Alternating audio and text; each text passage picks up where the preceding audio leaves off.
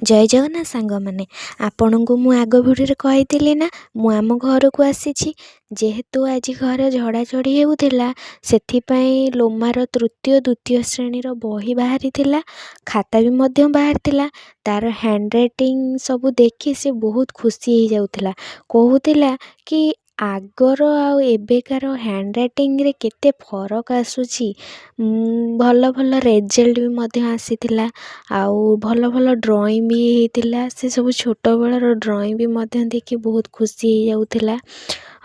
ଆପଣମାନେ ତ ଜାଣିଥିବେ, ପିଲାଦିନର ସ୍ମୃତି ମନେ ପଡ଼ିଲେ ବା ଦେଖିଲେ ବହୁତ କେତେ ଖୁସି ଲାଗେ। ସେଥିପାଇଁ ସେ ସକାଳୁ ଉଠୁନଥିଲା, ଯେହେତୁ ତାକୁ ବହୁତ ଶୀଘ୍ର ଉଠେଇ ଦେଲି। ତାକୁ କୋଚିଂ ସେ ଗଲା। କୋଚିଂର ନାଁ ଥିଲା SS ଟ୍ୟୁଟୋରିଆଲ୍। ସେଠି ମୁଁ ତାକୁ ଛାଡ଼ି ଆସିଲୁ। ତାପରେ ମମି ଆଉ ମୁଁ ଯାଇଥିଲୁ ଆଉ ଥରେ କୋଚିଂ ସେଣ୍ଟରକୁ। କୋଚିଂ ସେଣ୍ଟରରେ ମୁଁ ଆଉ ମମି ଯାଇକି ସାର୍ ମ୍ୟାମ୍ଙ୍କ ସହିତ କଥା ହେଲୁ। ସାର୍ ମ୍ୟାମ୍ ବହୁତ ଭଲ ଥିଲେ। ଏବେ ଆମେ ସେଠାରୁ ପଳେଇ ଆସିଲୁ ଘରକୁ। ମ୍ୟାଡ଼ମ୍ ଏବେ ନିତ୍ୟକର୍ମ ସାରି ତାଙ୍କର ପେଟ ପୂଜା ଆରମ୍ଭ କରିଦେଲେ।